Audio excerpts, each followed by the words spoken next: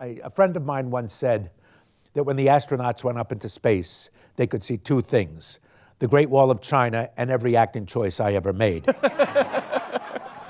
So I'm already big enough, and if I have all this energy, let's just keep it down a little bit. But I've learned to temper it a little bit.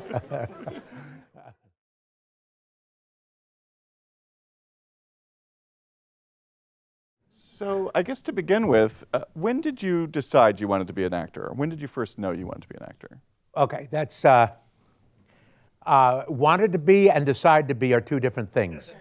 When most kids dream of playing center field for the Yankees or want to be a rock star or an astronaut, I wanted to do a Sondheim Prince musical. That was my dream. I would go to sleep dreaming that, and it was never going to come true. Stuff like that. I was not raised to do what I do for a living.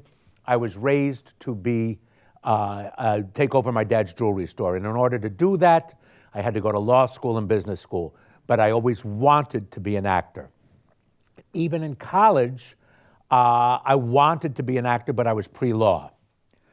So, do you want to say anything, by the way? You can just jump in right away. Keep going. Yeah, it's just crazy. And this is the most egotistical thing I've ever done. And I've done plenty. These things, calling it a retrospective, it's crazy. So anyway, when I was at Northwestern and doing more plays than most drama students, I was supposed to go to law school.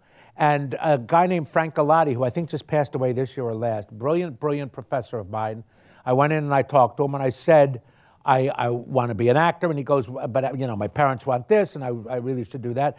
And he said, well, why don't you be a producer? Because, that's combining and I said, no, that's not it. I want to be an actor or I want to be rich, one or the other. And do I go into my dad's jewelry store or do I become an actor? He said, well, you should, if you do it, you're not going to work for a couple of years. For about 4 or 5 years, Hollywood likes good-looking, regular people who, you want to turn on the TV and look at their face, not just watch them act. And so he said, that's what's going to happen. And my dad had a best friend, and in February, March or something, we're watching football. I guess it was in January, February. And it was a Sunday afternoon. And he said, you should try acting. Because when you're 40, you're going to resent your wife and kids. You're going to resent that you never tried it. So he said, you should go try it. And that was it. I did. That following year, I just tried it. That's when I decided, is in those couple of months, why not? What the hell? And I only have myself to answer for if I'm going to starve. It's only me that's going to starve. So I did it. Did you have any family who had acted? Oh, God, no. Oh, no. No family. No, we were the furthest thing from showbiz in the world. From Bucks County, Pennsylvania, and my dad had a store, and my mom was an art teacher, and then became a mother, and no, nobody. There is one person, but it was generations ago, is my grandmother had an aunt named Ray Hockman who used to teach moppets and to sing and dance in the 20s and 30s. One of her students was Milton Berle. That is as close as we got. And even then, he was well endowed. But no, that's it. I don't think they could pick more uncomfortable chairs in the world. So, go ahead. So how did you get started? I mean, what was your first gig, I guess? I was so unsuccessful, I couldn't get a waiter's job. It was horrible. And then I worked, if you know where anybody remember the saloon where Lululemon and, so I worked there. And I took acting classes, did a lot of off-Broadway stuff. And then, I'll tell stories. One of my first audition, this is really my first audition, and it's crazy. I went to Europe that summer when I graduated from college. You come to New York, it was around September, October, and you have to get headshots, and you have to get your resumes printed up, of which I had nothing. What am I going to put? The apple tree at Northwestern University? It was ridiculous. So I finally had everything, and you go and you buy showbiz newspaper, and you see the list of auditions, equity interviews or equity principal auditions. So there was something for a musical called Carmelina, directed by Jose Ferrer, which was the musical version of Buenos Aires, Mrs. Campbell, written by Brent Lang. Okay, he did the music. So I go up to the Equity Center, and they said, your equity card. I have an equity card. And he says, well, you need to have an equity card to audition. And I said, well, how do you get an equity card? And then it became the catch-22. You have to be in an equity show. So I'm going, oh my God. I mean, it really came crashing down. This is my first time up there. So they say they're seeing non-equity people at 5 o'clock. So I got there at 3 o'clock, just so they knew how serious I was about acting. So I got there at 3, wait around. And at 5 o'clock, they, all of the non-equity people are there. Now, please, right here. At 5 o'clock, everybody with dark hair was taken into the room because the show took place in Italy. So I had dark hair, and they line us all up, okay? And we all stayed in there. We didn't go out in the hall. We all stayed there for the audition. So they're singing in front of everybody. So the guy comes up and he hands them sheet music. I didn't have any sheet music. I truly had no idea. So finally it's my turn, and I go, and he says, well, what are you singing? And I go, I don't have any music. He goes, well, what song do you know? And I said, hey there. You know, hey there, you with the stars. And he goes, what key? And I didn't know.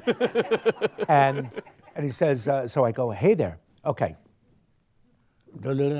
Hey there, you with the stars in your... And all of a sudden, from over in the corner at the table, Jose Ferrer goes, hey there, why my ex-wife had a hit with that song. And he got up and he pushed the accompanist over, sat down on the piano, and accompanied me to Hey There. Yes, singing along, I'll have you know. Okay? And that was my first audition, which begs the question, did I get it? Of course not. It was my first audition. But that was my first audition. Years later, I got to know Miguel Ferrer, his son, George Clooney, who's my best friend, his Jose's nephew, and so I even knew Rosie. But so that was the first audition. So that was so that's how I got started. But you know, it doesn't happen. The journey is really a blast. I mean, I don't know how many young actors are here, but if you are having tough times and you are just trudging along, today it's not fun. In 10 years, it's hilarious. It's wonderful. And in 40 years, oh my God, it's the stuff of autobiographies, and you're on this stage telling the story. So it really is fun. I did all of those things. Okay, you haven't said a fucking word. This is a monologue. All right. So it is my goal to get my equity card, so that I can get decent auditions. How do you do that? Well, I did Surflight Theater, which was 13 shows in 14 weeks, I think it was, and they were good-sized musicals. I mean, I did the summer stock. It was $27 a week plus room and board. It was the greatest. Okay, so you do all that. Finally, it's time for me to get my equity card. There was a children's theater called Performing Arts Repertory Theater. It's now called TheaterWorks. It's quite classy for children's theater, so much so that you even go to communities and do their community center and you do the play there. But they were having open calls, because it's children's theater, for a show called Daniel Boone. And so I thought, okay, this was around December 22nd or 23rd.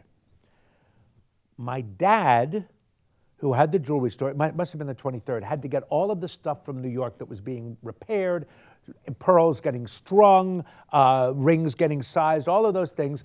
I had to do all the errands. I lived in New York. I picked up everything over on 46th Street from the various manufacturers, and I was going to bring it home that night. And on my way to Penn Station was the office on the second floor of Performing Arts Theater, where a part.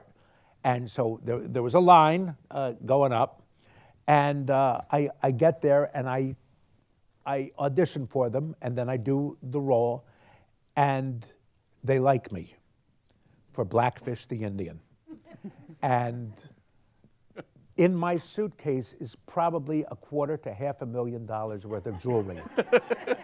And I just put it there on the side of the room, and I go and I do the thing, and they start talking to me. We're starting rehearsals January 2nd. We leave town on the 12th. Are you interested? And I said, well, I'll get back to you. And they were offering it to me right there. And I said, I'll think about it. And I went and I picked up the suitcase filled with all the jewels. And I just said, what the hell am I thinking? And I turned around and said, of course I will do this. So I took the job. That was 36 states in 5.5 months, all being driven around in what we called the White Whale. It was a big van. Alan Easterby was our stage manager. This short, fat Irish guy who prided himself on never drinking because he had to do all the driving, but on nights that we had more than one night at a place, he would down a fifth he would just drink and drink and drink. And it was 7 people in the cast. We had the costumes and all of the sound equipment and the scenery, and we used to come into town, set it all up, do all that, and then we would act it maybe for 2 audiences, and I got my equity card. And that's what it was, and that was my start. I had an equity card, and I went and I auditioned and stuff. Fast forward a little bit. Let's talk about Carol and Company. That seemed Great. like that was a very big break for you. Working with Carol Burnett. What was that like? Well, it was great, but it wasn't a big break. It was a job. I mean, some people get big breaks. You have a star turn in a movie, and you're gonna, Brad Pitt had it famously in Thelma and Louise. Famously, he became a star from one performance. Some people have it. A journeyman actor doesn't have a big break. They may have some things that are more successful than others, but what I just told you about the equity card was a big break. I went out to Chicago to do a show that friends of mine who were hired for Saturday Night Live had started a theater in Chicago. They said, I had gone to Northwestern with them. They said, why don't you go out and do a show? The people from Second City saw me in that show, and I went to Second City 2 weeks later, while doing that show, but doing Second City. That's a break. Is it a big break? Yeah, it's a big break, but not to you folks, but that's a big break. Those little things add up to a career. And so I was in Second City for 4.5 years. That was my Harvard. Now, when I came out to LA, I was in a show called Unsub, What Unsub? It was called Unsub, but whenever I say it, people go, what? And I go, Unsub. So I call it Unsub, What Unsub? It's short for unknown subject. And it was a Cannell show, and I said, everybody knows I can be funny because of Second City. I've got to show them that I can act, because I really wanted to be treated as an actor, so I did that. That had a short life for certain reasons I won't go into. And then my next job, I did a guest spot on a show called Anything But Love with Jamie Lee Curtis and Richard Lewis. And the woman who produced that liked me on that show, and then she thought of me when she was producing Carol and Company. Carol and Company did nothing for my career. Really? Absolutely, no. No, nothing. Except I got to work with Carol Burnett. Yeah. And I got to work with other people too who were not equally as brilliant, because nobody is. But Carol is a friend of mine. Carol taught me so much. I had a great time. It was a job. It was a 2.5-year job that I loved. But I wish I could say it did something for me. In retrospect, it was a 2.5-year job that did nothing. It actually did nothing for my career. Nothing. I got no work from it. Nobody saw it. No, who here saw Carol and Company? Well, you were lonely on Saturdays. So, no, people didn't watch it, but it was a great experience. It was a different genre of sketch or of really one-act plays every night. We did a mystery, we did a musical, we would do like a Jules Pfeiffer thing. We would do... Great guest stars, too, right? Yeah, but famous people can do nothing for you. Anybody who thinks that, oh, do you know, who ask me for a job or can I help them? We're actors, we're monkeys on a string, and we dance when the music starts to play. We can't do anything for you. There's nothing. People go, oh, no, nothing. Yeah, they're great stars. Like, today I can call Bernadette Peters a friend. If I go to a restaurant, she will stand up and hug me. Great.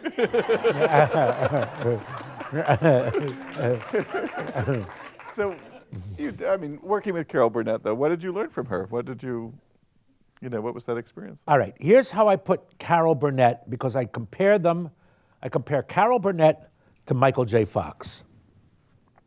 Carol Burnett, when you do live 3 or 4 camera shows, you're there with an audience of about 300. Carol can play the camera and the back of the house at the same time. I don't know how she does it, but she lets the people in the back know that she loves them, and she lets the people on TV know that she loves them. Michael just plays for the camera. That's all it is. He's very subtle. He's not loud. The only reason you can hear him is because he's mic'd. Very subtle. He doesn't care about the people in the house except that they give him his timing. They'll laugh, and he can, while playing to the camera, he can milk a laugh. And everybody starts out, okay, the stage is there. There's monitors right above. So whenever anybody comes to a taping of a live show, this is what it looks like.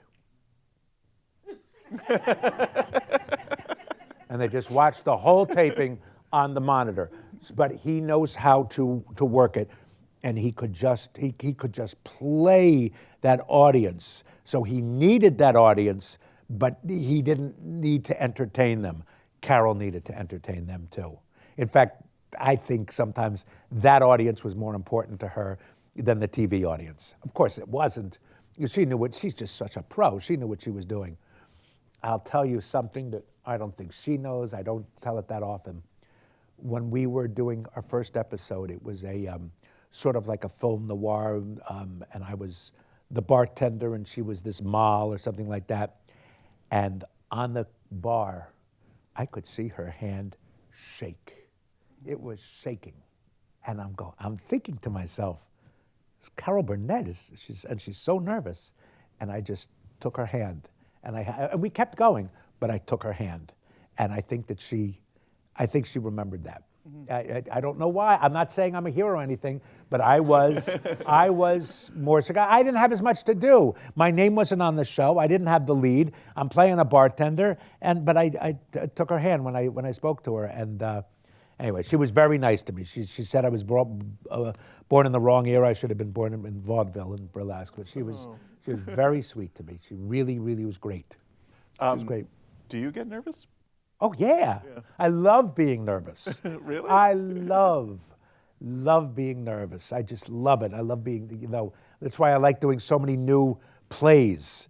You just, that oh my God, that feeling. And then once a week of performances are up, you're still nervous. You still wonder, okay, I got to do it. I got to build myself up. But that first night of nervousness, there's nothing like it. Oh, it's the greatest. It's terrifying. It really is. There's no matter how many times you do it. The first time you get in front of an audience, it's thrilling. Do you think it helps your performances? Oh God, yes. Yeah. Oh yeah. Everybody knows that the adrenaline of doing something, getting nervous, your adrenaline is you're pumped up. Yes. Oh yes. In fact, sometimes. Does it help me? I think it does, but sometimes it can get carried away. Because look, a friend of mine once said that when the astronauts went up into space, they could see 2 things: the Great Wall of China and every acting choice I ever made. So I'm already big enough, and if I have all this energy, let's just keep it down a little bit. but I've learned to temper it a little bit. Well, you were talking about Michael J. Fox, which is something of a segue to Spin City. So what was that audition like? Did you hear about that? Is that why you I asked? heard that they didn't want you initially. Is that not? Oh, there's more to that. Oh, okay. There's much, much more. Gary David Goldberg, loved him. He created Family Ties, and he had created a show called Champs, which was about, it was sort of like that championship season. And he's a big basketball player. There's about 5 guys in who are best friends who were on a basketball team. I really wanted to audition for it, really wanted to. And pardon me, he said, I know Richard kinda, he's not right for it. Okay, so I lived with that. Then they had Spin City. I read the script and I said, I'm right for this. So they called him and they said, Richard Kind, he goes, no, I love him on Mad About You. He's not right for this. So Bill Lawrence, who now is equally as famous as Gary and prolific and successful, who created Scrubs and Spin City and, Ted Lasso. And Shrinking. Yeah, and Shrinking. He heard that I wanted to audition. He wanted me in. So I went and I asked to meet with the casting director because I really wanted to impress Gary, because at the time Gary was who you had to impress. And so I worked hard, and Gary did not want to see me. I went in, and I did a good job. And I said, I know that I was right for this. This is, as I say, I'm filled with egotistical things. I said, if I get called back, the part is mine. I just knew it. I knew that I intersected with this role so much. But if I'm too tall, and they can't get me in the same frame as Michael, I can't do it. Or if they have too many dark-haired people, they may want a blonde. I'm not good. Maybe they want somebody younger, maybe older. You never know. They could want an African-American. You have no idea. But if I'm called back, the part is mine. So I went to my therapist the morning of the final callback. Okay, I get called back. I go to my therapist, and I'm talking, and I said, Michael J. Fox, when he came to Second City, we sometimes put our celebrities in the improv, so we put Michael in, and there was a thing called Phrase. Anyway, it started with Robin Duke and Michael on stage, and you could tell it was a mother and son. It was just established. Well, boom, they need a father, so I'm going to enter, and I'm going to say, enter, and I said, honey, I'm home, which indicates I am the father. Michael literally did this. It was unbelievable. He's so short and so thin. He ran 1, 2, 3, and jumped in my arms like David Letterman used to do with Velcro, okay? And I'm standing there, so I'm by the door, 1, 2, 3, boom, like that. And I stood there. I didn't even have to go like that. I just stood there. And the audience laughed. And then I started walking around with Michael, and he's just embraced on me.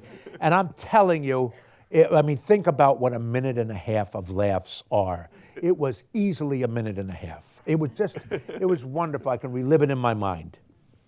So I go into the audition, and I say to Michael, I don't know whether or not you'll remember that. I say to my therapist, should I tell him? He goes, if this was so memorable, he'll remember. I go in and I say, Michael, we did meet once before. We were at Second City. You were guesting that night. You were in town doing a movie called Satisfaction. You were in Chicago, and this is what you did. And you know what he said? I'm sorry, Richard. I used to be so drunk and so high during that period, I don't remember Chicago. So he didn't remember. But I said one line, and he grabbed the side of his chair, and he jumped out of his seat. I got that big a laugh from him. And that's when, during the audition, stupid, I should stay in the scene, but during the audition, I just said, this is mine. I knew it was a real intersection of actor and the character. I just knew. Sometimes you just know. Some things are a challenge. That wasn't. I was a goofy, stupid, airheaded dummy. and I just knew who was, yeah, I knew that it was. Michael is somebody who you learn a lot from. Michael is superior. He's superior. There were times I would be acting with him, I'd be looking at him, and I'm thinking in my head, really, that's the choice you're making. That's how you're going to say it. And then I'd see it on TV, and I was flabbergasted. He's a master. He knew exactly what he was doing. He's smarter than we know. He's not well educated school-wise, but he's tremendously smart. Does every New York Times crossword puzzle. I mean, he's just, and he's so kind, and he's good, and he knows where funny is, and he knows what taste is. He's great. I learned a lot from Michael.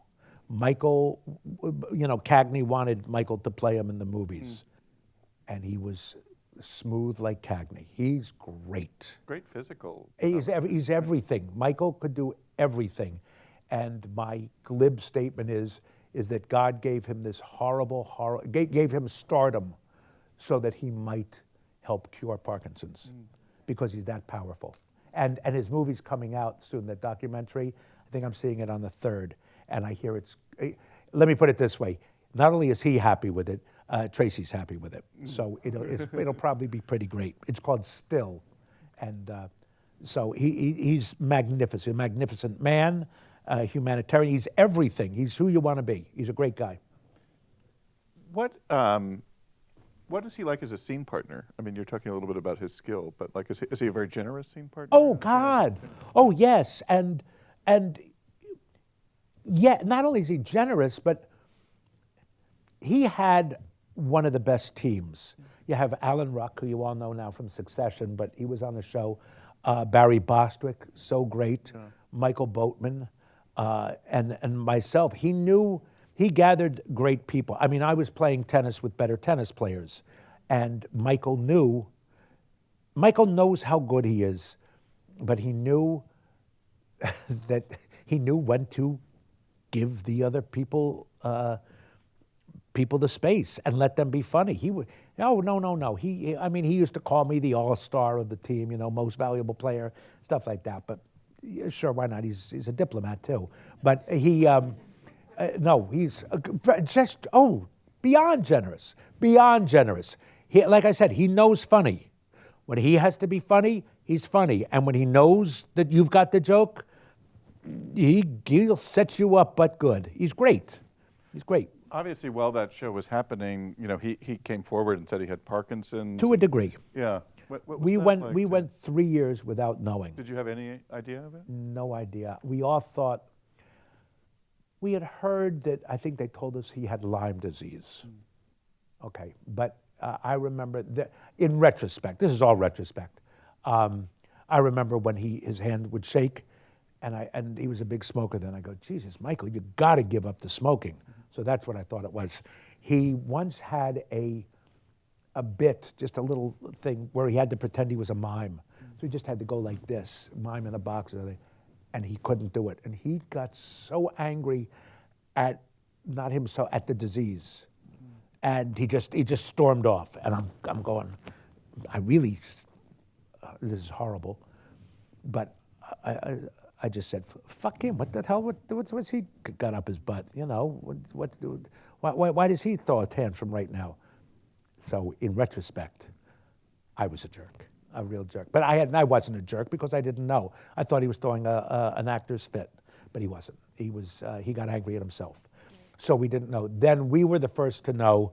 They gathered our cast together, and then a couple of months went by, and they told the crew. About 2 days before People magazine uncovered it. We knew it for a couple of months, but that was it. But you really couldn't tell. It just didn't manifest itself, and then he had to take himself out of it. Yeah, that final episode of his where the camera actually pulls back and shows the studio audience. I mean, that must have been a pretty emotional time to be. Every last day, yes. Yeah, of course. But he has Parkinson's, but it wasn't showing itself so much. So I felt bad, but you couldn't see it. You couldn't see it. So So, yes, when you hear somebody has Parkinson's, you feel bad. In retrospect, if I were to see it, and I don't watch my stuff, so I didn't see it. But yes, I remember it was in the bar, right? Was it in the bar? It was in a bar scene. I think they're playing Glory Days, and Probably he in comes the out bar. And he does a kind of a final. Okay. bow. Yeah, I don't remember. Yeah. This is, you remember, but I don't. I just watched. I don't remember. Oh, okay. Yeah, because you just watched it.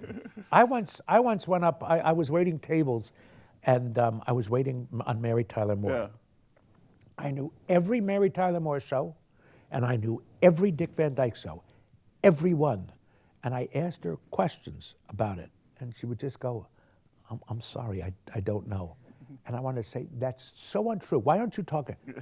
How can you I don't remember these things. Do you forget sometimes that you were in things? Forget? Oh my gosh! You've seen my IMDb page. There are titles there that I don't know.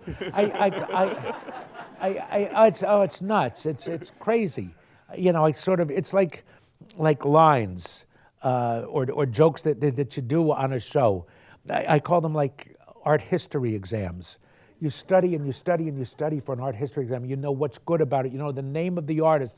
You know what year he lived and what year he painted. You know everything about it. And the minute the exam is over, you don't even know what that picture looked like. You just forget it all. And that's what it is. You study and you study and you live it for a moment. That's why I like doing theater. Yeah. Yeah, is because it becomes a part of you.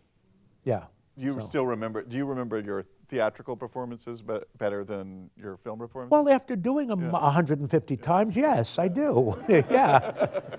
Yeah. I mean, that also, for those of you who do much film or TV work, and I can go on and on about why you shouldn't be an actor, but one of the reasons why somebody shouldn't be an actor is because if you really care, you are saddled with the drive home. And the drive home is, oh, why didn't I do that? Why? Oh my gosh. And you may have been studying it for a week and making these decisions. And then all of a sudden that day, why didn't I do that? And that is the curse of a decent actor. It really is saying, why didn't I do this? And you have to live with it. It's a horrible feeling. But in theater, if you go home and you go, oh, maybe I'll try this. Or even while you're on stage, you go, hey, I think I'll do it this way, maybe this time. So that's what it is. So when you do film or TV, do you like a lot of takes? Do I like you mean do I like to do a lot of takes or do I like a lot of takes? No, do I like to do a lot? Yeah. As I say, whenever anybody says, do you mind doing another? I say, would I mind? This is what I do for a living. I love doing take after take after take after. I would have loved Stanley Kubrick. I would have loved him. But I just love it. You also worked with Clint Eastwood, who's notorious for not doing many takes, right? Oh, yeah.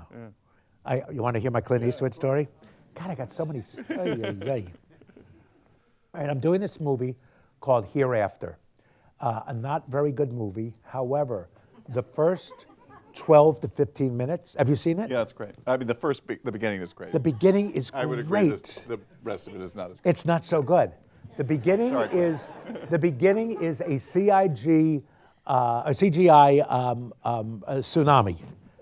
It's the first time I really saw CGI other than the terrible cruise of Titanic. This is a great tsunami. It's great. Then you cut to like an O. Henry short story. Wouldn't you call it that? Mm-hmm. It's like an O. Henry short story. I'm going to ruin it for you.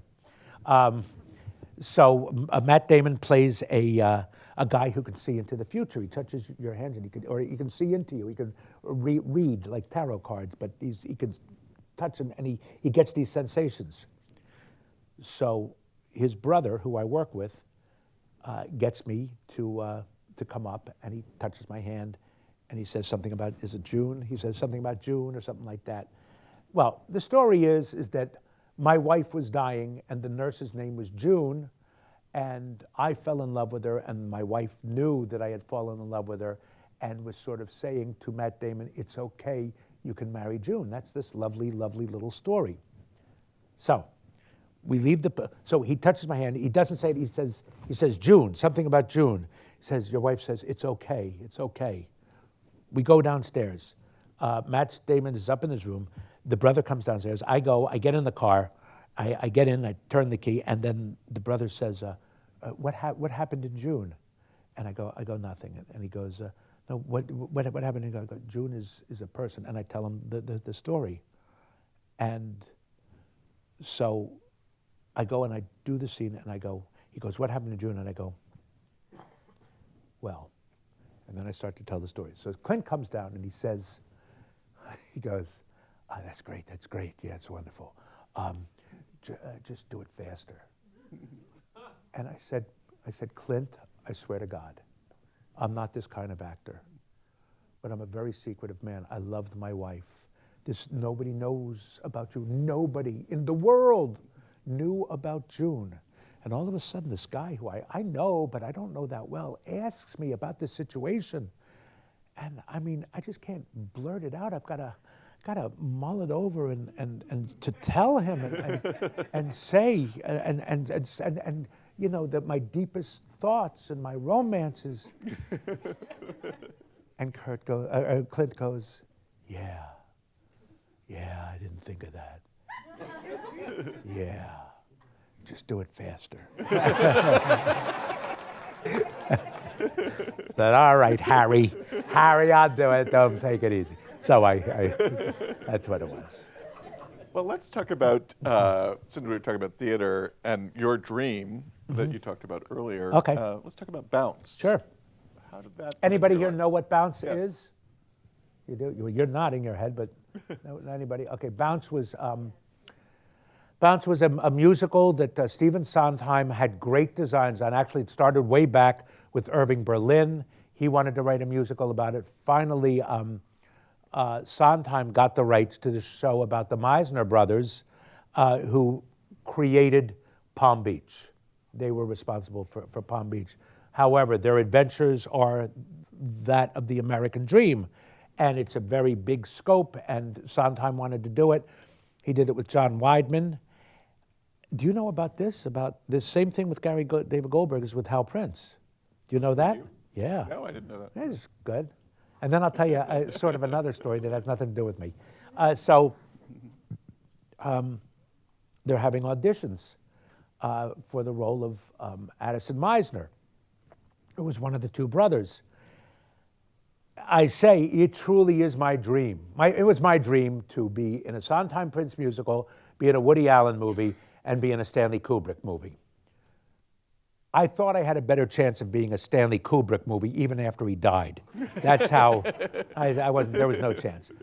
So I'm going to have an audition, and then they call my agent and say, Hal knows Richard's work because Hal's son-in-law was on Spin City with me, a guy named Sandy Chaplin. Says, I know his work, he's not right for the role. My manager calls the casting department and says, listen, you don't have to cast him, but it's his dream to audition for Sondheim and Hal Prince. And I go in, and I get the job that day too. I do. So it was something. Now I'm going to tell you, I think is a great story. Hermione Gingold wants to audition for Madame Armfeld in A Little Night Music. And Hal Prince goes, I love Hermione Gingold, she's a legend, she's not right for the part. She keeps calling. Hal is insistent. Comes the day of the audition, Hermione Gingold shows up at the theater. Okay? Oh, you don't say, sorry, lady, you can't do it. She goes up and she sings Liaisons. Does everybody know the song Liaisons? She's this woman is an elderly woman, Glynis Johns' mother, who had so many love affairs all of her life, princes and rajas, and starts singing all about, and then I fucked him, and then I fucked him, and then I fucked him. And she's sitting there in a chair singing this song, Liaisons, liaison, like that. And as she is finishing, you can't see it, there's a piece of fish wire from her thumb attached to a wig on her hair. And she's sitting there, and as old people will do, she falls asleep, and as her arm goes down, the wig comes off, and she was bald. She was an old lady, bald. And they gasped. And needless to say, she got the part, but they tried it out and it was too much for the audience, so they cut it. But that's the persistence of going in for a part. But I just love that story. Yeah. So I did bounce, and I got to work with Sondheim. I sing. Am I a good singer? I'm fine. But I can sing a song, and he likes actors who can sing, like Glynis Johns, like Angela Lansbury. Well, Len Carrier could sing. Yeah. Len Carrier really had a voice. But and we worked it, and it needed work. It did need work, and Stephen would concentrate on things that didn't need concentrating on. But I got to work with Jane Powell, who is as sweet as can be, and for all of those of you who know her movies, she is as wonderful and talented and beautiful, but she was old and didn't have the energy to hit the back of the house anymore. So when she would record, the microphone's right here, but she just couldn't hit. And trying and doing scenes with her, you needed to, it's musical theater, and it's theater. You need to keep the balls in the air. And she was, just didn't have the energy to carry it, and I think that some of it dropped then. But it was a great cast. She was wonderful. Michelle Park did it. It was wonderful. Gavin Creel was in it. And you were in it in Chicago? In Chicago and at the Kennedy Center. Oh, did you do it? I thought you did it in the public. No, I did not do it at the public. It was changed to a show called Roadshow, and they changed it dramatically, and I don't entirely think it's for the best. But that's what they did. People always say that Sondheim is so difficult to sing. I mean, did you find that to be the case? Yeah. He's difficult to sing. Oh my gosh, tremendously difficult. But once you get it, you get it. I do remember that during the Sitzprobe, which is when you hear the audience, the orchestra for the first time, by chance he and I went into the men's room at the same time, and I said to him, I can sing, I can't harmonize. I don't know what it is, I cannot harmonize. And they say, well, we'll give you the melody line. It doesn't matter because I'll sing in unison with the person who's doing the harmony. I wish I could know why, but when I can harmonize, it comes like that.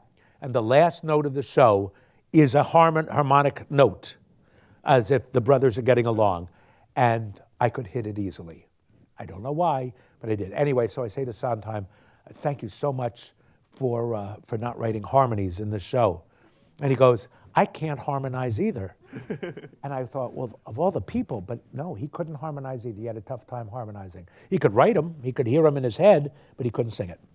What about Hal Prince as a director? I mean, what was... Hal Prince is a dream. He was wonderful.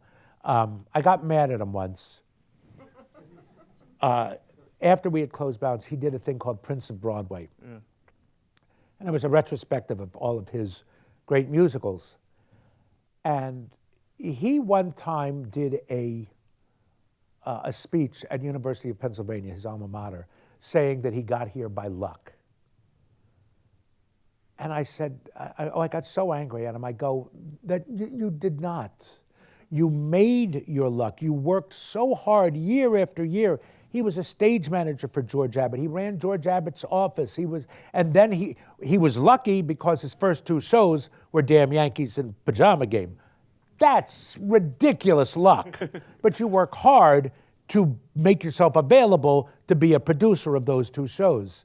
But he was so gentle, and he loved shows like Judge Judy, and he loved like People's Court.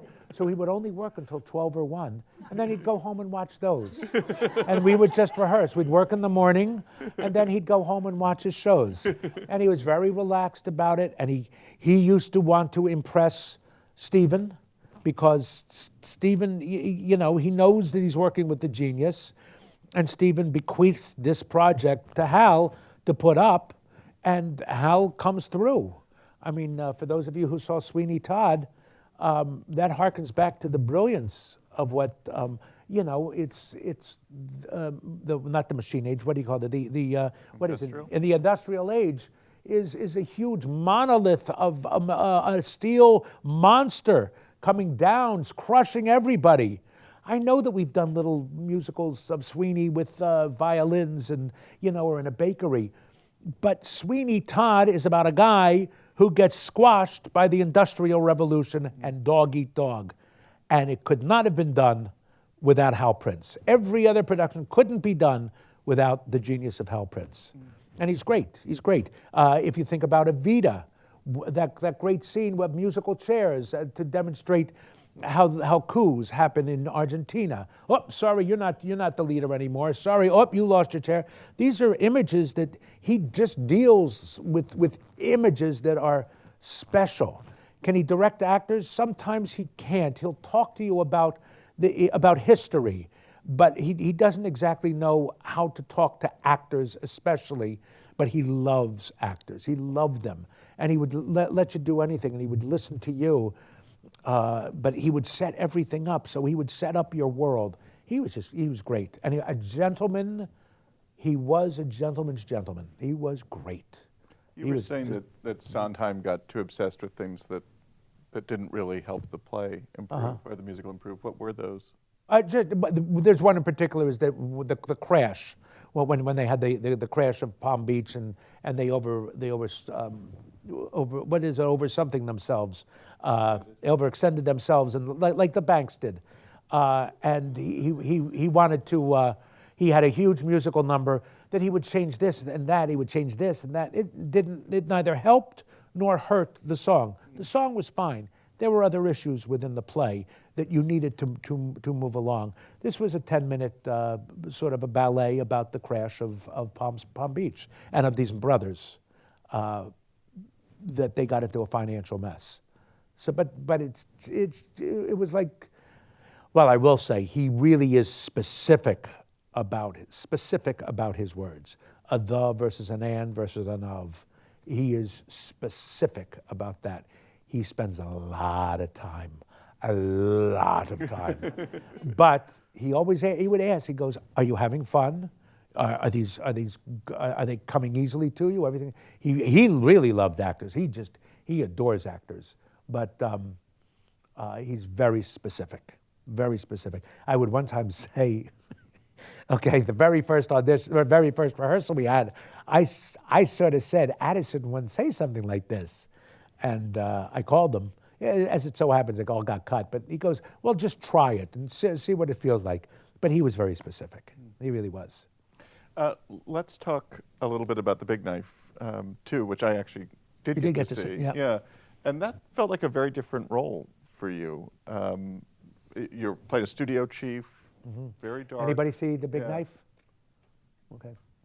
Big Knife is a Clifford Odets play based on, well, actually, it was based on John Garfield, who wanted to get out of his contract at Columbia because he felt I think it was Columbia, who he felt he was too restricted.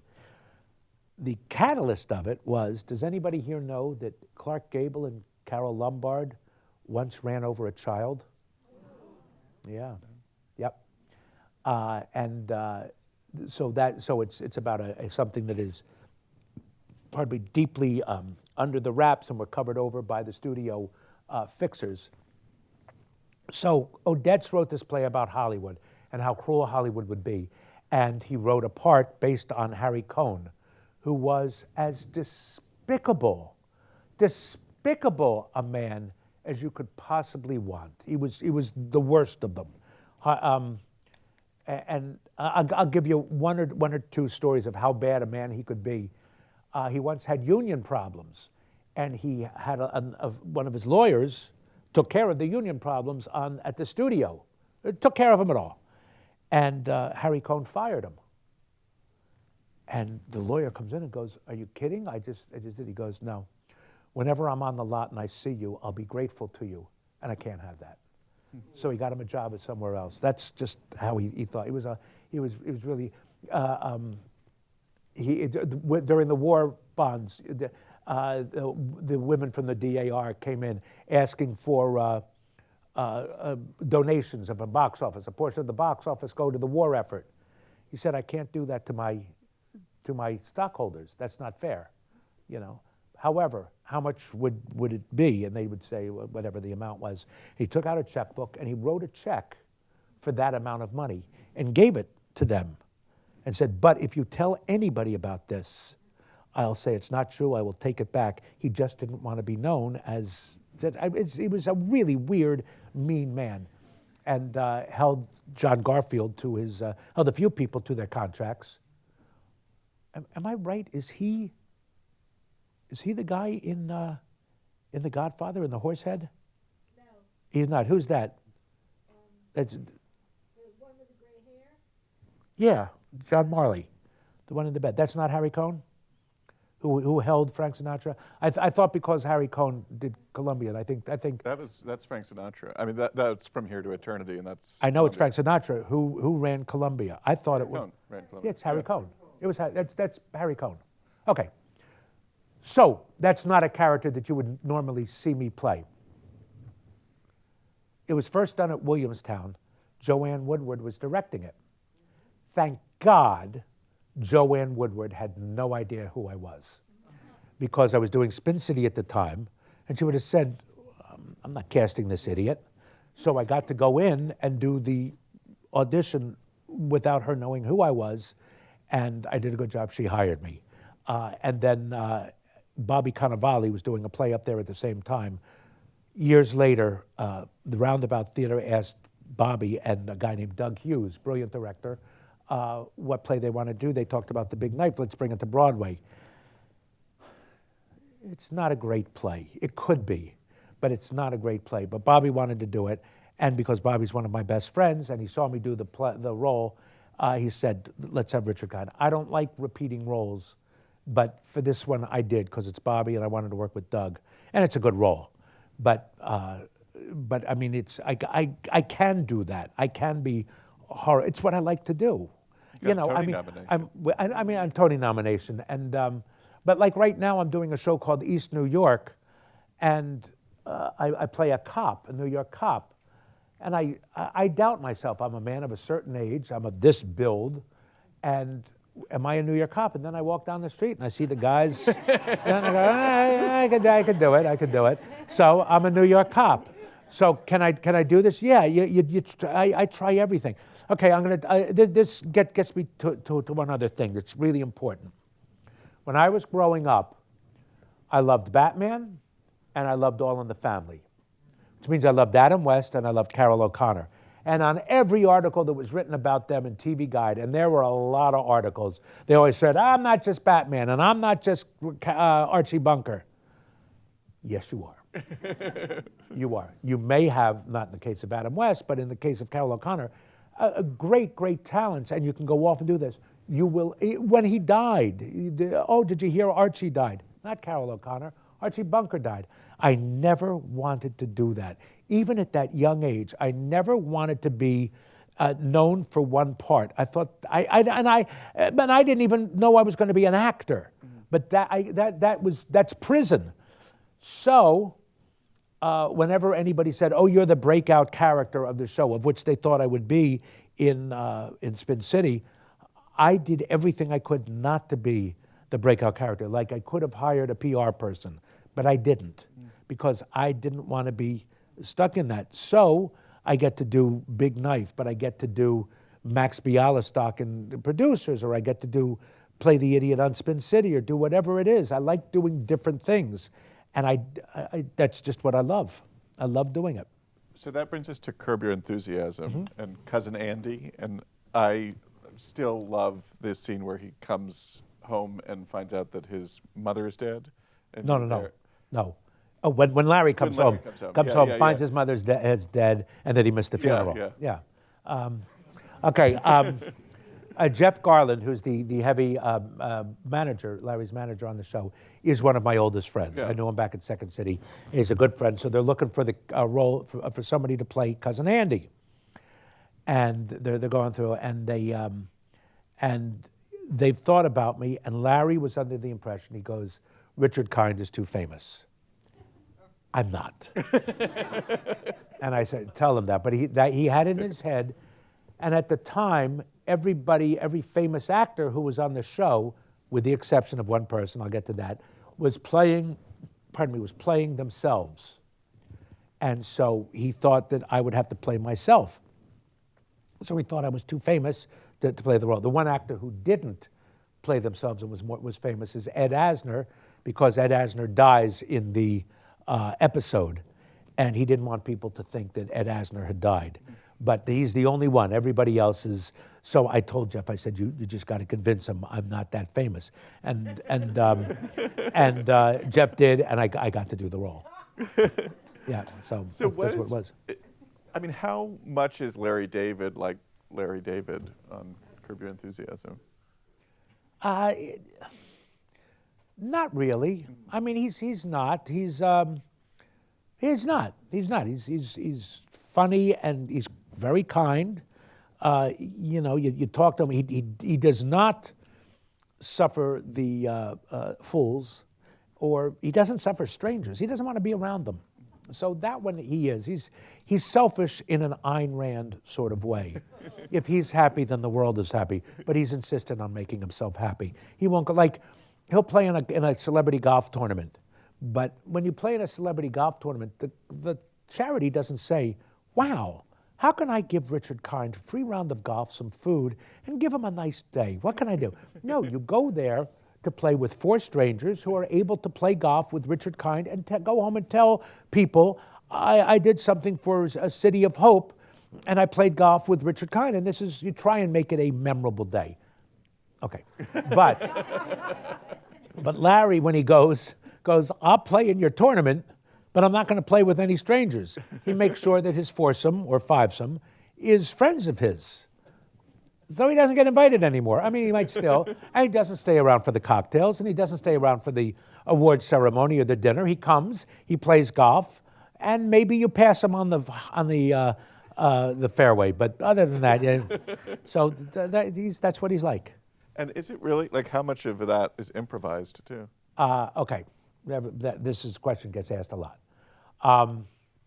Imagine an O. Henry short story.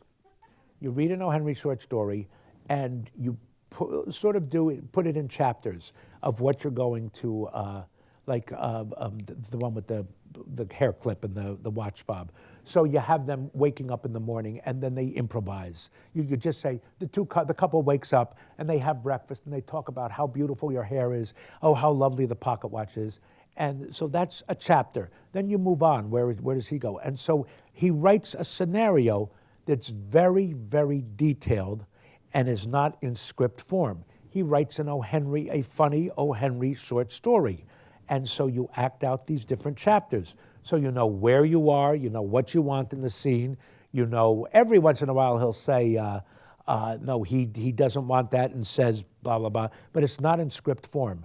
And you, over a week's time, you record, you tape all of those chapters of where you are and what you need to propel the story. And this is something that's very interesting. If you want to know about the difference between Seinfeld and Curb Your Enthusiasm. Seinfeld serves 4 different people pretty much equally, and they all intersect. And any guest star that you have is merely a conduit to telling their 4 stories. That's all they are. They're parsley. They just help tell the story. They make the plate look pretty, but these 4 people are the plate.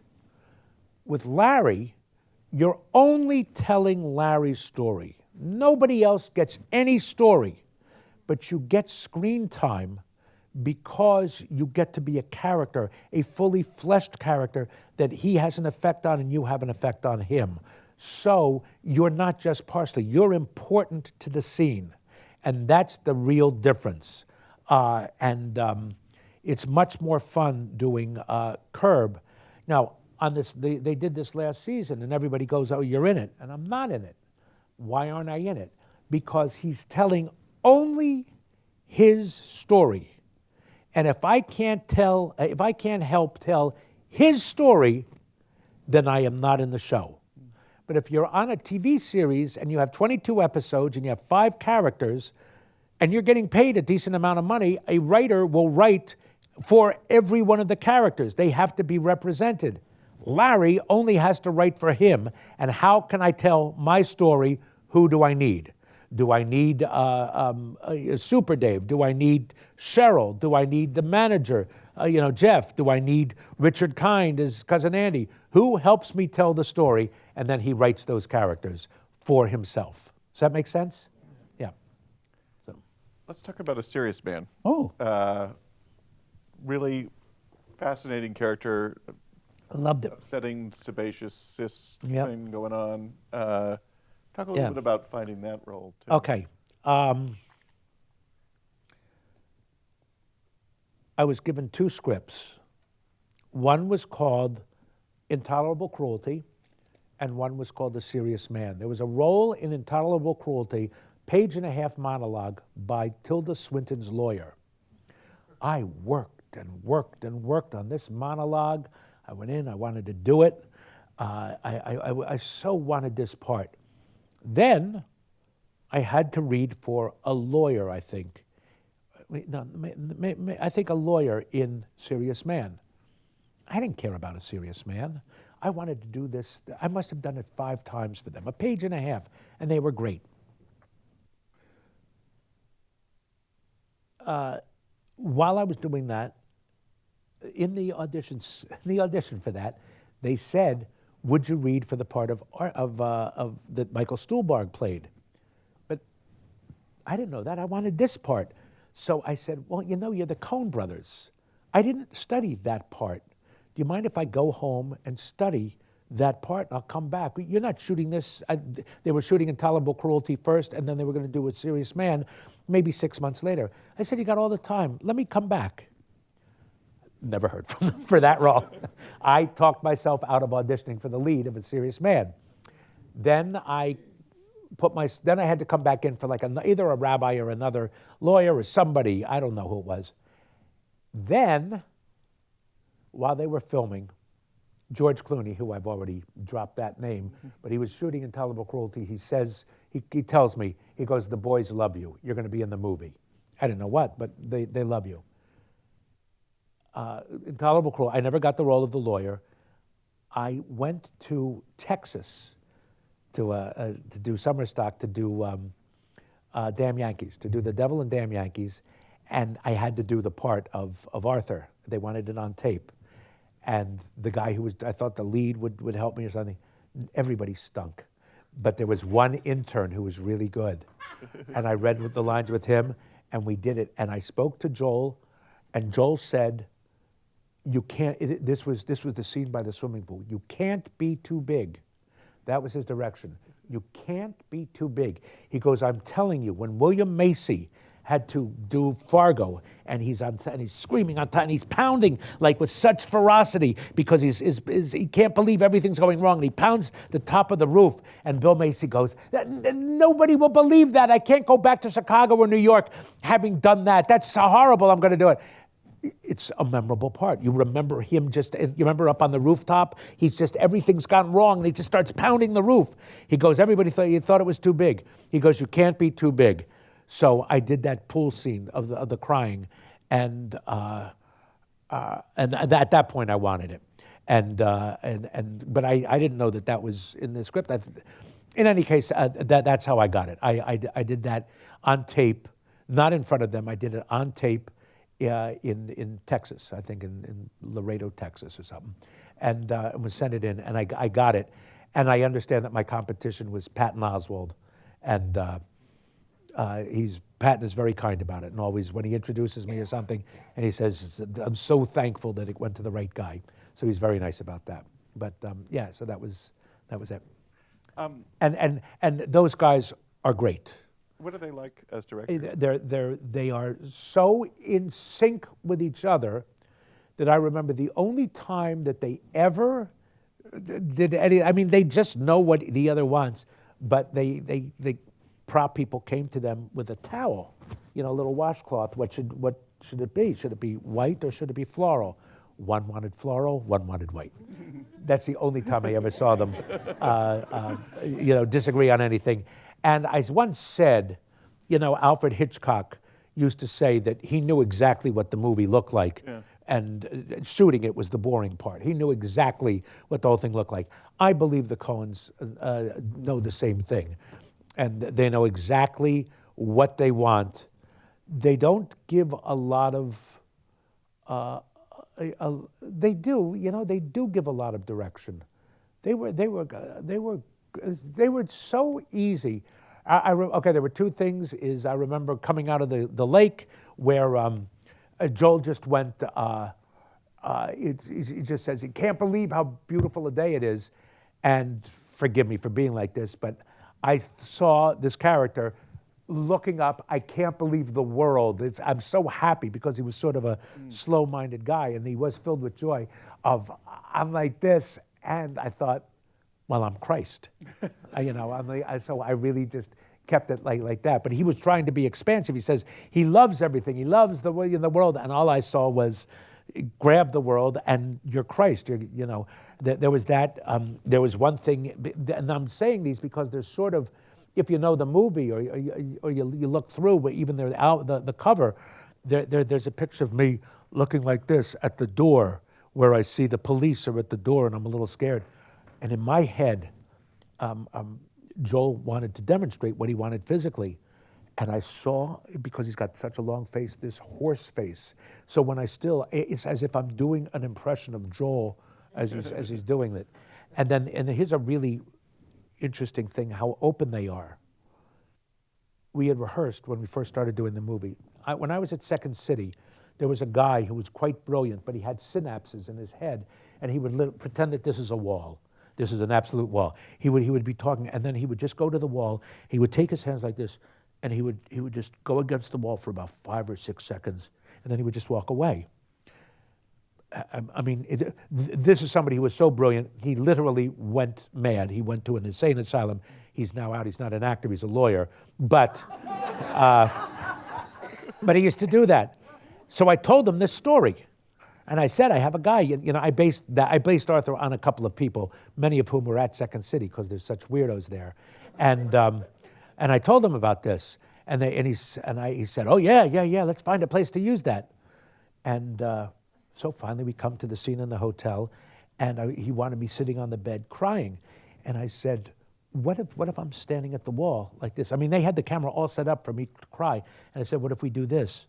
And he goes, well, let me see what it looks like. And I did, and he goes, yeah, that looks good. He had no intention of using it. And then I showed him, and he went with it. And it's really weird. I mean, it's not just a guy sitting on the edge of a bed. Is a guy sitting on the edge of a bed, but a guy standing at a wall, going like that, that's weird. And it worked, yeah. Finally, what about Inside Out, which I think is one of my favorite things the that best. you've done. Oh my God. Okay, I'll tell you a couple. Two things, because has everybody seen the movie? Everybody has? Who has not? Ha! You're going to get a spoiler like you can't believe. All right. When I'm down in the cave with all the orbs of the emotions, and you don't know what they say. Oh, it takes place in a girl's head, and there are these orbs, and you go, yeah. Today we now know what it is, but if you talk about it, it's gobbledygook. So we're doing it, and I record it. Then they animate it, and I see it for the first time. And I got to tell you, there's a purity in. Daniel Day-Lewis likes to be called Mr. Lincoln when he's Lincoln and everything, and he likes to look at it, and he's always in the part and everything. Guess what, Danny? You're not Abraham Lincoln. No matter how much you want to be, no matter how close you get to him, you are not Abraham Lincoln. And that's just the bottom line. Sorry.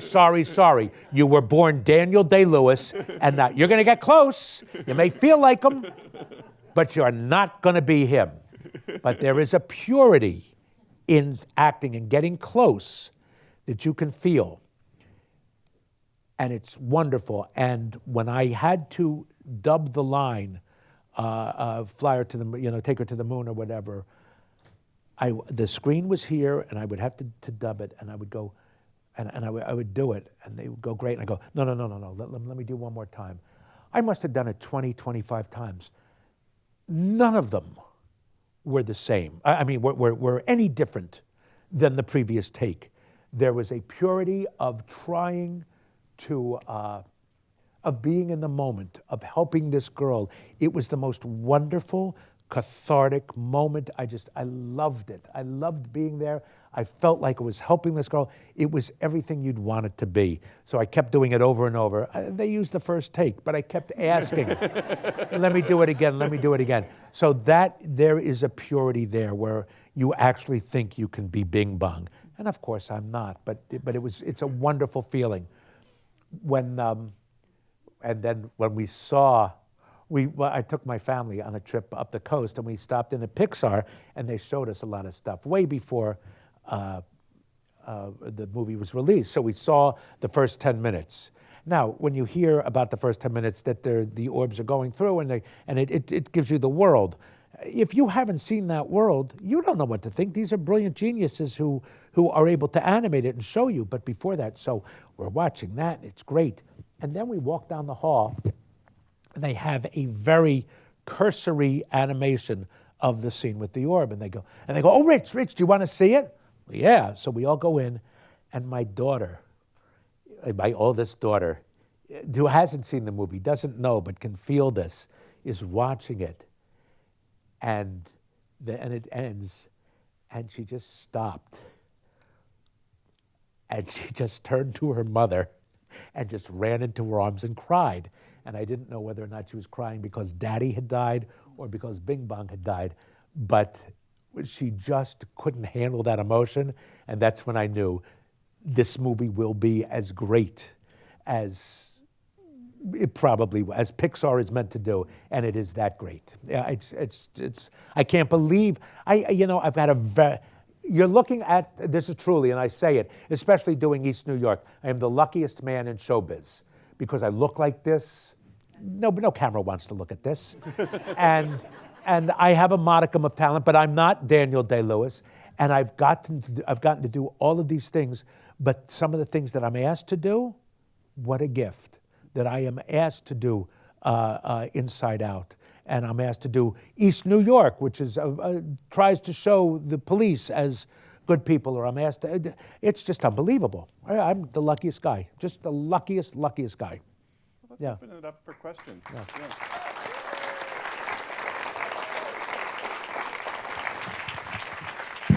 Let's open it up for questions. I think there. Can I just scream it out? It's a small theater. Out, yeah. You mind? We for recording. Oh, for God's sakes. Always has to come down to commercialism, doesn't it? All right.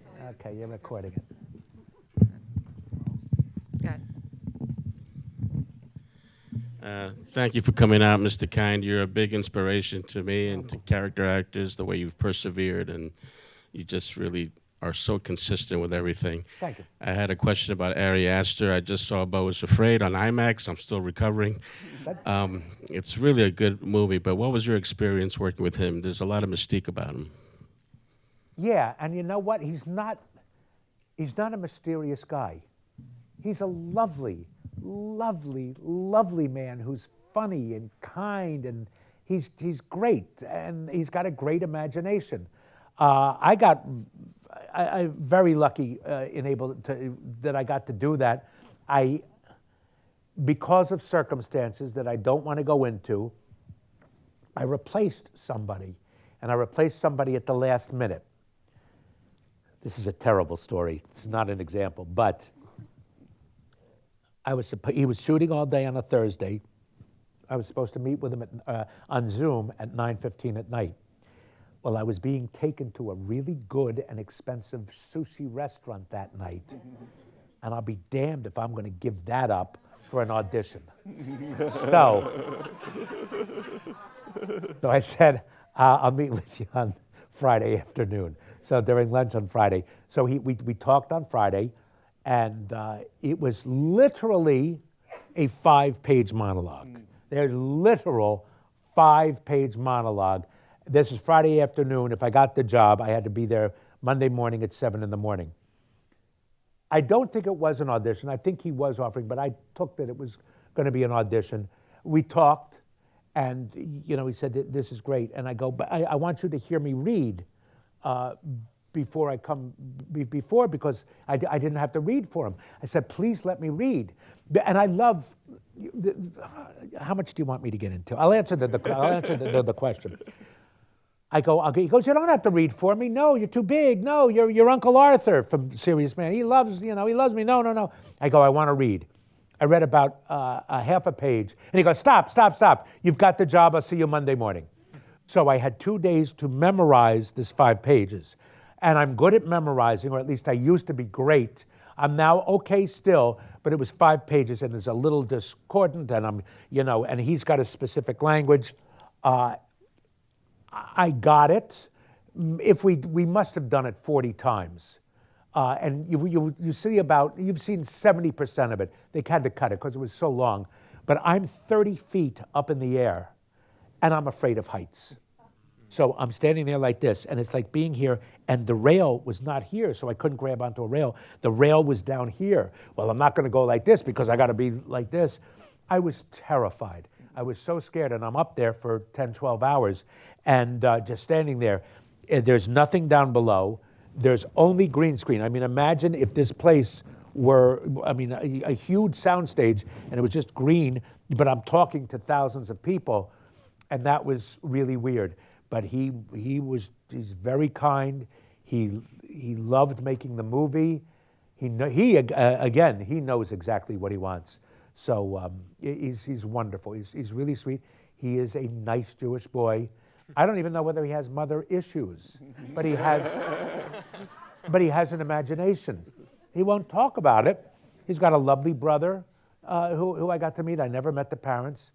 I don't know whether he has an imagination about that, but he's got a great imagination, both visually and in writing. So he's great. So it's a very pleasant experience. Thank you. Very pleasant. We'll talk about auditions. Okay. Hi, Mr. Klein. Sorry, Kind. I said Klein. I don't know why I said Klein. Okay, Carol Channing once came to the Second City, and she comes backstage and she goes, Klein, isn't it wonderful to have a big mouth? When I saw you outside, at least I said Richard. I was almost going to say Rick, and then that would have been wrong. Klein, yeah, exactly. I'm Ian O'Boyle. I'm an actor here in New York. Thank you so much for doing this. It was I love all your stories. In terms of you performing and what you bring to your characters, what's your process in terms of like choosing what a character is, if a character is going to be more closer to yourself and you're going to just perform it as you, as Richard, Kind, or if you're going to do, it's going to be a little more out there, a little more leaning into something more character driven or more, something unlike yourself. Do you usually go for something that's more closer to you? God, that's a great question that I hate to answer. I just said that I'm not Daniel Day-Lewis, and I'm really not. I don't think I transform. I don't think I'm that good. At Second City, I used to say, let's see where the character intersects Richard Kind.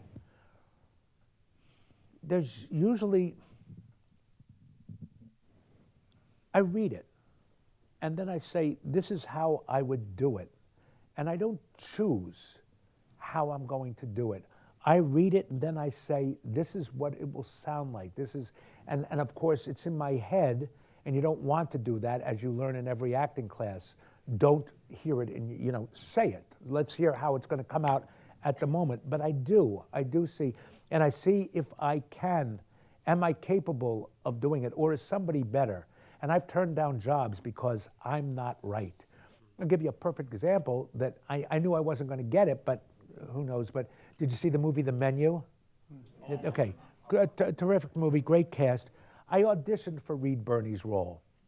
I was so wrong for that. So wrong for it. And I tried to put it into a voice that I thought a little bit more erudite. And how would I do it? Get an erudite man. That's what you do. I'm not right for it. I wanted to audition for it, but it would have been false. I'm not that good. I could have done it. I could have played the role, but it would not have been. Reed Birney is better for the role. So good, hire Reed Birney. But it's just, I read it and I see it and I don't make choices like that. But what I really love is a director. I really love a director, and that director better be strong and smart and make good decisions, because I will fight him at every turn, because I've made decisions. This is how I see it. And you're now asking me to do it that way? I've made decisions, and you want me to do it that way? And I'll do it. And I will try it. And I love, love, love being directed. I'll tell you an interesting thing. If I go in for an audition for TV, not for a pilot, and certainly not for a movie, but for a TV, like a guest spot or something like that, and I get a piece of direction, I've never lost the role. Isn't that amazing? I know, because there's a couple of things. I'll tell you this commercially as an actor, because you're making the director look smarter. Okay, you're doing it and you're saying, wow, you're so good, wow. But you show him that you can be directed and you're directable, and it's fun. Who wants to go in and just make these decisions and then go do it? Go play, go tussle in the playpen. And if he gives you the thing and you come back and go, yeah, but would he do that? Here's another story. I was being directed in a stop art play by Danny Gerald. And Danny asked me, he goes, what if he does it like this, like that? I go, Danny, you've never said anything stupider in your life. That is the stupidest choice in the world. I'll try it, but I don't know where your head is. Come on, let's do it. And that's what I love about rehearsal. So I go, that's the stupidest thing I've ever heard. I do it, and I finish, and I go, that is fantastic. That's right. And that is a thrilling moment that, you get to play. So I do like it. So be open to everything, okay? But make firm decisions. Hi, Mr. Kind. Oh, this is what Richard, my voice for sounds God's like. sake. Yeah. Just a general question. From your first audition to where you are today, is there anything that sticks out to you in the industry that's changed over time? Oh, yes. Oh my gosh. We used to do things called, not workshops, what did, when you did a play off Broadway? Showcases. That was the only way to be seen. And casting directors and agents came out 4 or 5 times a week. There were ways of doing it. Say, if you come see my play, I'll pay for dinner, I'll pay for a car if you come see me. Now, Jesus, you go on YouTube. Look what I put on YouTube. Watch this. It's enough that you don't need tapes. They can look at it on their phone. They can do it on the subway. Oh, let me see. It's unbelievable. TV shows used to be one of the reasons why Bill Lawrence and Gary were a team. Bill Lawrence pretty much created Spin City. He had no track record. There wasn't a prayer he was going to get his show on TV. You could write Citizen Kane as a pilot, and you're not going to get on TV. They don't want the first or second episode. They want the 140th episode, because that's where money is made. So Bill Lawrence writes a pilot. Gary David Goldberg can get anything on TV, and you get a show on TV. Nowadays, hell, get mom and dad to give you $10,000 and make a YouTube series. Mm-hmm. That's fantastic. And if that works and some studio says, well, that's great, then they'll give you millions and you'll make it into a TV series. But so much has changed. When I lay in bed, I wanted to be an actor. It took me 20 years to discover I wanted to be an actor. I really wanted to be famous. I wanted to be adored. I wanted to have the easy way. I wanted the life. But even I changed my style of acting, what I could do. I still can be as big as I want, but I found out what it's really like to act a real person. Nowadays, you can become famous so quickly, your dream can come true, and you didn't know that's really what you don't want. So So there's that. If you want to be an actor and you go on YouTube, you really, many of these people just want to be famous. And that is, anybody who goes in this business to be rich or famous is downright stupid. Because I'm telling you right now, you can't do it. There are a handful of stars who make more than $1 million for their project. Maybe 15 people you can name. Do you think I'm right? A little more than that. But how? Where do they make? Who's going to pay them more than that? Who? You don't get $1 million an episode. Unless you're talking about movies or Certainly TV. movies. But I mean, TV, yes, over a period of a year, yes. But you're saying But not many. Yes. there's a handful. So what you've got to do is just know that you've got to love it more than anything. I really believe that. And if you go into it to be rich and famous and to be Julia Roberts or George Clooney or Tom Hanks or any of those, it does not happen. It doesn't happen. And I got to tell you something else. If it does, you are in prison. It's horrible. Horrible. It's horrible. Horrible. I say, whenever I go in and see some bum buying a lottery ticket, I just go, I'm praying you don't win. You don't want to win the lottery. Then everybody comes after you. There's nowhere to go. Everybody wants you, and it's horrible. And being a child actor, you see it too many times. Maybe 6 actors have had good lives, but the legion, how can you do that to your child? And yet they put their child out there. You don't want it. It's horrible. I'm telling you, it's horrible. Horrible. But I'll also tell you not to be an actor either. But go ahead. Okay.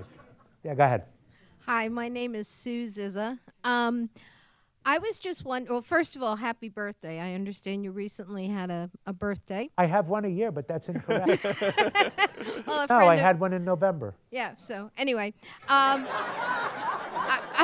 Well, thank you. I was shocked I didn't hear from you. It's about time.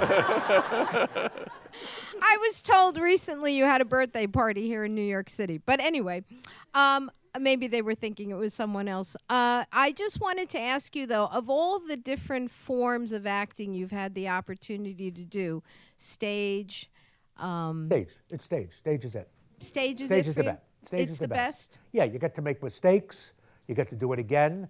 Rehearsal is the best. Doing it is, I don't want to do a long run. 3 months tops for me. And if I can do 6 weeks, that's great. Even 2 weeks. But rehearsal is the best. That's the best. And doing it on stage and getting out in front of an audience. And look, I got an ego. I want to be loved. I can feel the love. I can feel it through laughter. I can feel it through when you're hitting them. You can feel it through silence. I can feel it, and I like that. Thank you. Yeah. Well, will you join me in thanking Richard? Wait, hold on. Wait. I have a couple. I do have a couple of things because this is for SAG-AFTRA. Okay. Yep. Is it okay if I 2 more minutes? Number 1. Learn to love auditions. Because, as Frank Galati said one time during class, some girl got up and she was meek and everything like that, and she was doing Stanley in Streetcar. He's going, nobody wants to see you act. Nobody. At school, your parents are paying thousands of dollars so you can act. This is their gift to you. Nobody wants to see you. And I'm giving you an opportunity to act, to do what you love, to do what you think God put you on the planet to do. So go and do it. Be out there. That's what an audition is. A writer can sit there and write, an artist can sit and paint, but an actor needs an audience. Doesn't need a mirror to shave in front of. He needs one person to act in front of. So love to audition. It's your repertory company. This is what you get to do today. I get to do what I love and what I'm good at. So go and do it. So when you walk into an audition, whether you're going to get it or not, this is where you belong. Love it. That's the first thing. Second thing, When you go into an audition, do not go in saying, I gotta get this, I need this, this it's so important. You go in, and there's two things you must believe. You must believe you're good at what you do. You must truly believe you're good at what you do, and you must truly believe that this part is right for you and that you can do it. You must truly believe that, truly within your depth. There's a table there of people. These people are not there going, God, I hope today is the day I give Richard Kind a job.